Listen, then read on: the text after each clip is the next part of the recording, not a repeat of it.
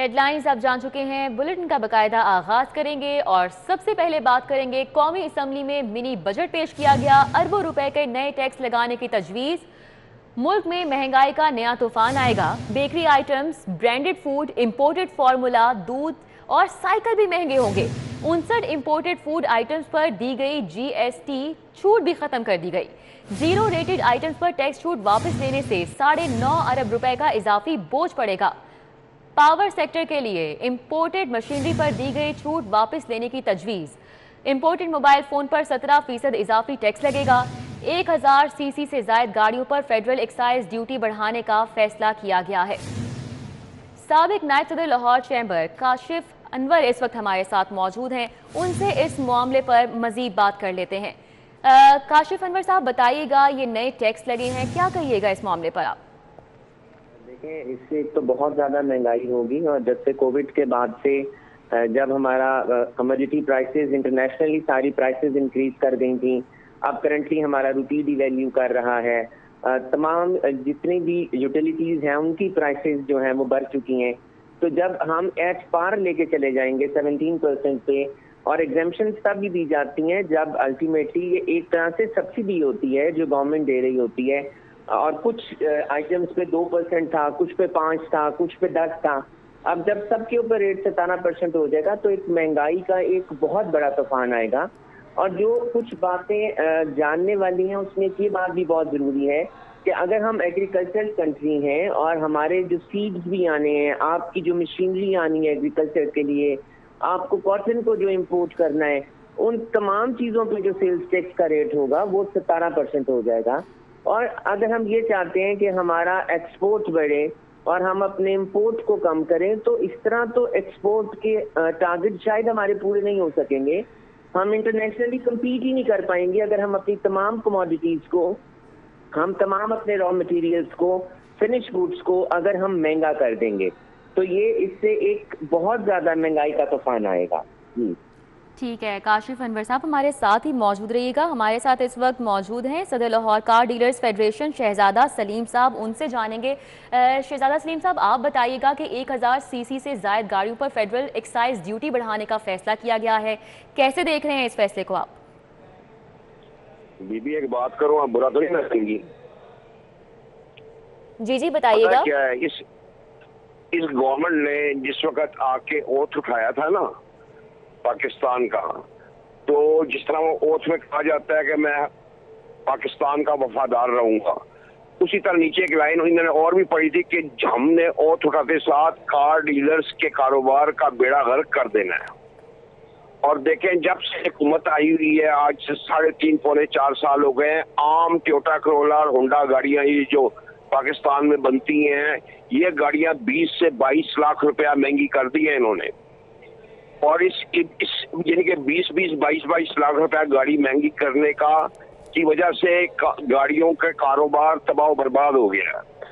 ہم اس منی بجٹ کو سختی سے مسترد کرتی ہے لاہور کار ڈیلرز فیڈریشن، اور ہفتے والے دن ہم لوگوں نے اجلاس پورے پنجاب کا بلا لیا ہے اس بجٹ کے خلاف، اور ہم عنقریب پورے پاکستان میں کار ڈیلرز احتجاج کریں گے، اور سڑکوں پہ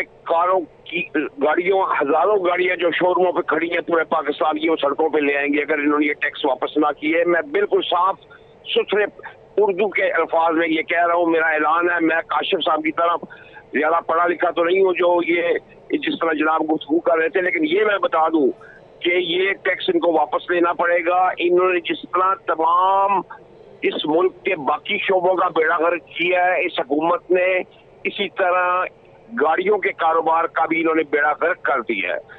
میں کہتا ہوں کار ڈیلر بھوکے مر رہے ہیں۔ ہمارے 35% شو روم پورے پاکستان میں بند ہو گئے، 35% انہوں نے گاڑیوں کا کام ہی کرنا چھوڑ دیا ہے۔ تو اب یہ کیا چاہتے ہیں، جو 65% رہ گئے ہیں، 65% وہ بھی بند کر دیں۔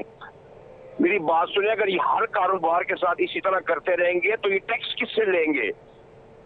پاکستانی قوم زندہ رہے گی، کاروبار کرے گی تو یہ حکومت اس قوم سے ٹیکس لے گی نا۔ لیکن یہ جس طرح کے طریقہ کار انہوں نے اپنا لیا ہے اور جس طرح کے یہ ٹیکسز لگانے شروع کر دی ہیں، اس سے تو لگتا ہے کہ یہ قسم کھا کے آئی ہوئی ہے کہ پاکستان پاکستانی عوام کو ہم نے مار دینا ہے، تو پاکستانی عوام جب مر جائے گی تو یہ بتائیں کہ انہوں نے کس پہ کرنی ہے؟ لاشوں پہ حکومت کرنی ہے انہیں، یہ قبروں کے اوپر حکومت کرنی ہے؟ دیکھیں آپ کیا یہ سوچیں گی میں بہت ایگریسو ہو کے بول رہا ہوں، لیکن اس حکومت کی ان غلط پالیسیوں نے ہر پاکستانی کے دل میں... بہت شکریہ شہزادہ سلیم ہمارے ساتھ موجود تھے، صدر لاہور کار ڈیلرز فیڈریشن، ساتھ ہی ساتھ سابق نائب صدر لاہور چیمبر کاشف انور صاحب بھی ہمیں اپنے خیالات کے حوالے سے آگاہ کر رہے تھے۔ منصوبوں کی تشہیر میں تحریک انصاف سب سے آگے نکل گئی۔ یونیورسل ہیلتھ انشورنس پروگرام کی تشہیر کے لیے 1 ارب 84 کروڑ روپے کا مزید اضافی فنڈ منظور کر لیا گیا۔ تحریک انصاف کی حکومت پروگرام کی تشہیر پر مجموعی طور پر 2 ارب 80 کروڑ کا فنڈ خرچ کرے گی۔ کفایت شاری کا راگ الاپنے والی حکومت عوام کو ہیلتھ انشورنس کارڈ دینے کے لیے اربوں روپے صرف اس کی تشہیر پر خرچ کرے گی۔ اس سے قبل پنجاب حکومت نے 1 ارب روپے کا بجٹ ہیلتھ انشورنس کارڈ کی تشہیر پر خرچ کرنے کی منظوری دی تھی، تاہم پنجاب حکومت نے پروگرام کی تشہیر کے لیے اب مزید اضافی فنڈ کا اجرا کرے گی۔ رواں مالی سال میں پنجاب حکومت نے ہیلتھ انشورنس پروگرام کی تشہیر پر 49 کروڑ 13 لاکھ خرچ کیے۔ مالی سال 2022 اور 23 میں 90 کروڑ 31 لاکھ روپے، جبکہ مالی سال 2023 اور 24 میں تشہیر پر 99 کروڑ 34 لاکھ روپے کا تخمینہ لگایا گیا ہے۔ سرکاری دستاویزات کے مطابق مالی سال 2024 اور 25 میں پروگرام کی تشہیر پر 45 کروڑ 29 لاکھ روپے کے اخراجات کیے جائیں گے۔ تشہیر کے لیے سوشل میڈیا کا پلیٹ فارم بھی استعمال کیا جائے گا تاکہ پنجاب کی عوام کو یہ بتایا جا سکے کہ health insurance programme Tehreek Insaf کی حکومت کا ہے۔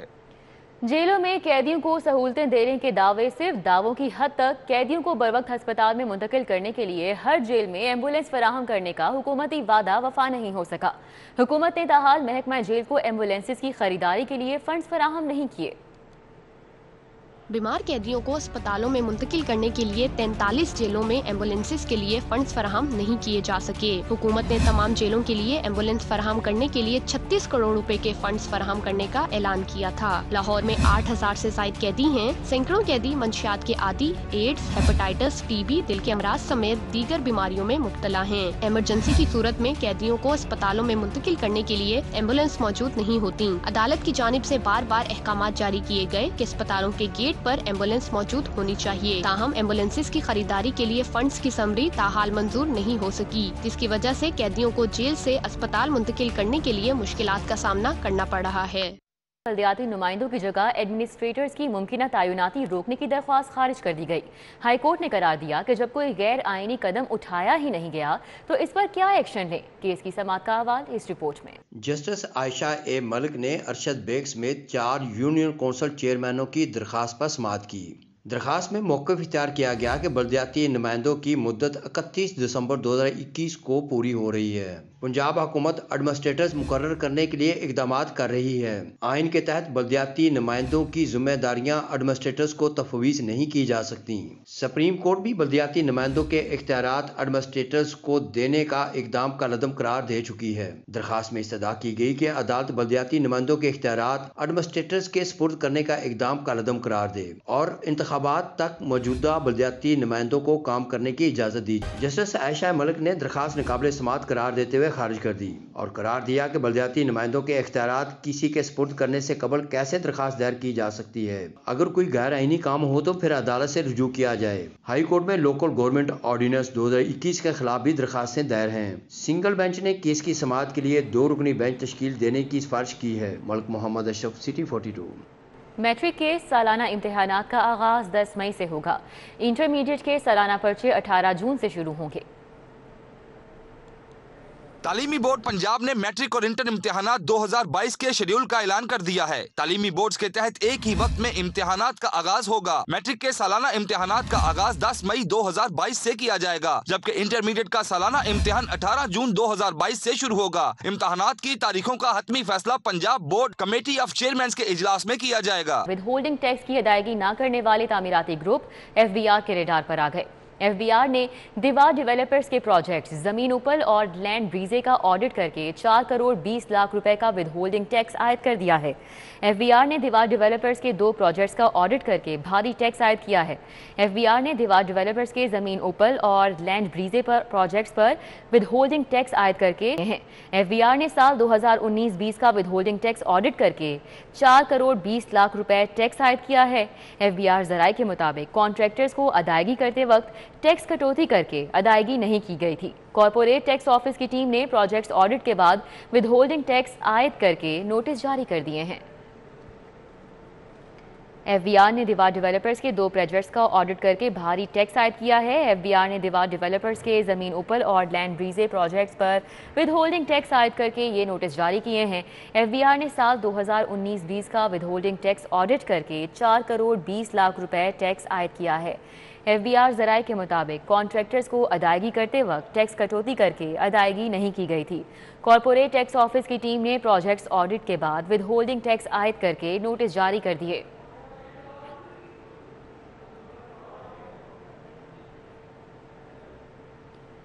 یونیورسل ہیلتھ انشورنس پروگرام جدید علاج کا خواب کی تعبیر ثابت ہوگا۔ سیکرٹری اسپیشلائزڈ ہیلتھ کی جانب سے مزید کہا گیا ہے کہ پوری امید ہے صحت کارڈ کے بعد عوام کے صحت سے متعلق مسائل حل ہو جائیں گے۔ تمام ٹیچنگ ہسپتالوں میں صاف بیڈز، ادویات، طبی آلات کی فراہمی کو بھی یقینی بنایا جائے گا۔ سیکرٹری صحت کی جانب سے یہ یقین دہانی کروائی گئی ہے۔ اس حوالے سے مزید جانیں گے، عظمت اوان ہمارے ساتھ موجود ہیں۔ عظمت اوان، بتائے گا اس پروجیکٹ کے حوالے سے۔ ہاں جی بالکل، گزشتہ روز وزیر اعظم عمران خان کی موجودگی میں حکومت پنجاب اور اسٹیٹ لائف انشورنس کے درمیان یونیورسل ہیلتھ انشورنس پر ایم او یو سائن ہو گیا ہے۔ ہمارے ساتھ اس وقت موجود ہیں secretary specialized health doctor Ahmed Javed Qazi. اصل مجھے کل کی ذرا میٹنگ کا حوال بتائیں، آپ وزیر اعظم عمران خان سے بھی ملے ہیں، تو کل کیا پوائنٹس وہاں پہ ڈسکس ہوئے ہیں؟ بلا شبہ کل ایک تاریخی دن تھا اور محکمہ صحت اور شعبہ صحت کے لیے صوبہ پنجاب کے ایک ہم نے سنگ میل عبور کیا جب پنجاب کی تاریخ کا سب سے بڑا سماجی صحت عامہ کا منصوبہ یونیورسل ہیلتھ انشورنس پروگرام کے ایگریمنٹ پہ سائن ہوئے، جس کی کل مالیت 399 بلین روپیز ہے، 399 ارب روپے۔ یہ ایک ٹرانسفارمیشن کا جرنی ہے اور اب صحت میں اوبویسلی پبلک سیکٹر بھی اسٹرانگلی اپنا انوالو رہے گا، لیکن ساتھ ساتھ پرائیویٹ سیکٹر بھی اب اس میں انگیج ہو سکتا ہے۔ لیکن خاص چیز یہ ہے کہ پنجاب کے عوام کو امپاور کیا گیا ہے، ان کو یہ چوائسز دی گئی ہیں کہ اگر آپ کا کوئی خود یا آپ کا خاندان کا کوئی فرد بیمار ہو تو آپ ضروری نہیں، اگر آپ کے پاس وسائل نہیں ہیں تو گورنمنٹ کے ہسپتال میں جائیں، بلکہ آپ وہی میں سوال آپ سے کرنا چاہ رہا ہوں، کیا اس پروجیکٹ آنے کے بعد ہم امید کر سکتے ہیں، جس طرح ہم ہسپتالوں میں دیکھتے ہیں ایک بیڈ پر 3 مریض ہیں، اس طرح سے جو پیشنٹ ہے اس کی کیئر نہیں ہو پاتی، کیا جو ہماری عوام کے حالات ہیں صحت کے متعلق بدلیں گے اس پروجیکٹ سے؟ ہمیں کبھی امید ہے جی یہ ضرور بدلیں گے۔ اس کے 2-3 ریزنز ہیں۔ پہلے تو یہ ہے کہ اب پرائیویٹ سیکٹر بڑا میننگ فلی اور اسٹرانگلی انٹروین کرے گا، انویسٹ کرے گا، نئی ہیلتھ فیسلٹیز ڈیولپ ہوں گی، اور وہ فیسلٹیز وہ ہوں گی جو کہ پنجاب ہیلتھ کیئر کمیشن سے رجسٹرڈ اور لائسنس ہوں گی، یعنی ہم کوالٹی پہ کمپرومائز نہیں کر رہے۔ اور الٹیمیٹلی جب پیشنٹ لوڈ شیئر ہونا شروع ہو جائے گا پبلک سیکٹر اور پرائیویٹ سیکٹر میں، تو پبلک سیکٹر پہ جو بیڈز آکوپینسی ہے وہ ذرا ریگولیٹ ہو جائے گی، وہ بہتر ہو ریشنلائز ہو جائے گی۔ پیشنٹ کے پاس اب چوائس ہوگی کہ وہ گورنمنٹ سیٹ اپ میں جانا چاہے یا پرائیویٹ سیٹ اپ میں جانا چاہے۔ اسپیشلائز ہیلتھ کے سیکرٹری ڈاکٹر احمد جاوید قاضی ہمارے ساتھ موجود تھے، انہوں نے اس پروجیکٹ کو ایک گیم چینجر قرار دیا۔ ان کی جانب سے یہ کہا گیا ہے کہ جو ہیلتھ انشورنس کارڈ جب لانچ ہوگا تو پنجاب کے جتنے بھی عوام ہیں ان کے جو صحت کے متعلق جتنے بھی حالات ہیں وہ بدل جائیں گے، اور دوسرا جو پبلک سیکٹر میں جو رش ہوتا ہے، جو برڈن ہوتا ہے، وہ بھی کم ہو جائے گا، اور ایک کمپٹیشن ہو جائے گا پرائیویٹ سیکٹر اور پبلک سیکٹر میں، جس سے براہ راست جو فائدہ ہے وہ عوام کو پہنچے گا۔ جی عظمت اوان، بہت شکریہ۔ آئی جی پنجاب کی زیر صدارت سینٹرل پولیس آفس میں رواں سال کی آخری R P Os video link conference. Rao سردار علی کہتے ہیں کہ ایف آئی آر کے اندراج میں تاخیر برداشت نہیں، کرائم کی فری رجسٹریشن سے ہی منظم جرائم کے خاتمے میں مدد مل سکتی ہے۔ آئی جی پنجاب نے نیو ایئر نائٹ کے موقع پر ون ویلنگ، ہوائی فائرنگ، کائٹ فلائنگ اور آتش گیر مادے کی خرید و فروخت پر سخت ایکشن لینے کی ہدایت کی۔ منشیات کے استعمال، شیشہ، آئس اور شراب فروشی کی روک تھام کے لیے سخت کریک ڈاؤن کا حکم دیا ہے۔ انہوں نے گرجا گھروں، تفریحی مقامات اور غیر ملکی شہریوں کی سیکیورٹی کے لیے خصوصی انتظامات کرنے کی بھی ہدایت کی ہے۔ آئی جی نے کہا ہے کہ نیا سال پنجاب پولیس کے لیے مزید بہتری کا سال ثابت ہوگا۔ منظم جرائم کا خاتمہ اولین ترجیح ہوگا۔ فیلڈ افسران خود تھانوں کا دورہ کریں۔ جرائم کی روک تھام کے لیے رات کے وقت پیٹرولنگ میں اضافہ کیا جائے۔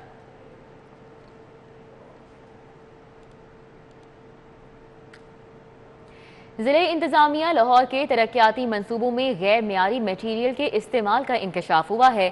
اقبال ٹاؤن کشمیر بلاک میں سڑک کی ناقص تعمیر پر ڈپٹی کمشنر برہم ہو گئے، ٹھیکیدار کو سڑک دوبارہ تعمیر کرنے کا حکم دے دیا۔ ضلع انتظامیہ کی جانب سے سالانہ ترقیاتی پروگرام کے تحت شہر کے مختلف علاقوں میں تعمیراتی کام جاری ہے۔ اقبال ٹاؤن کے علاقے کشمیر بلاک میں سڑک کی تعمیر میں ناقص میٹیریل استعمال کرنے کا انکشاف ہوا ہے۔ ڈی سی لاہور محمد عمر شیر چٹھا متعلقہ ٹھیکیداروں اور افسران پر برس پڑے۔ انہوں نے ڈی ڈی او ڈیولپمنٹ سے تمام تفصیلات طلب کر لیں۔ ڈپٹی کمشنر نے ٹھیکیدار کو کشمیر بلاک سڑک دوبارہ تعمیر کرنے کا حکم دیا ہے اور واضح کیا کہ سڑک دوبارہ تعمیر نہ کرنے کی صورت میں کیس اینٹی کرپشن کو بھجوایا جائے گا۔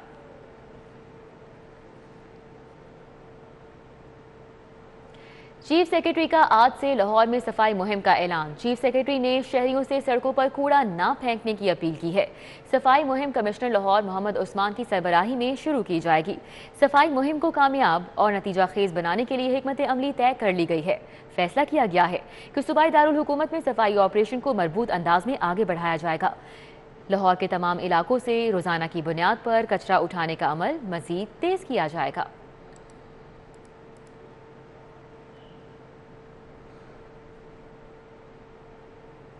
ابھی آگے بڑھیں، آپ کو بتائیں کہ ناروے کے سفیر مسٹر ایلبرٹ کا لاہور عجائب گھر کا دورہ، قیمتی نوادرات دیکھیں، عجائب گھر کی تاریخی حیثیت کو بھی خوب سراہا۔ ڈائریکٹر لاہور عجائب گھر اعجاز منہاس نے ناروے کے سفیر کا استقبال کیا اور انہیں مختلف آرٹ گیلریز کا دورہ کروایا۔ انہوں نے بتایا کہ عجائب گھر مختلف تاریخی ادوار کا مجموعہ ہے۔ یہاں ہر ملک کی تاریخ کو احسن طریقے سے محفوظ کیا گیا ہے۔ ڈپٹی ڈائریکٹر میوزیم عاصم رضوان نے وفد کو عجائب گھر کی تزئین و آرائش اور نوادرات کو محفوظ بنانے سمیت دیگر امور پر بھی بریفنگ دی۔ ناروے کے وفد نے کہا سیاحتی سرگرمیوں کو فروغ دینے کے لیے تاریخی مقامات اہم حیثیت رکھتے ہیں۔ ڈائریکٹر لاہور عجائب گھر اعجاز منہاس نے ناروے کے سفیر کا استقبال کیا اور انہیں مختلف آرٹ گیلریز کا دورہ کروایا۔ انہوں نے بتایا کہ عجائب گھر مختلف تاریخی ادوار کا مجموعہ ہے۔ یہاں ہر ملک کی تاریخ کو احسن طریقے سے محفوظ کیا گیا ہے۔ غیر سرکاری تنظیم نائس کے زیر اہتمام خواتین کو ہنرمند بنانے کے لیے 3 ماہ کے ووکیشنل کورسز کرائے گئے۔ تربیت حاصل کرنے والی خواتین مختلف شعبوں میں باعزت روزگار کما سکیں گی۔ نائس ویلفیئر سوسائٹی کی جانب سے خواتین کو سلائی، بیوٹیشن، فیشن ڈیزائننگ سمیت دیگر کورسز کرائے جا رہے ہیں۔ 3 ماہ کی تربیت کے بعد خواتین اس قابل ہو جاتی ہیں کہ وہ اپنا روزگار کما سکیں گی۔ نیوز اسٹوڈیو سے فی الوقت اتنا ہی، آپ دیکھتے رہیے سری 42۔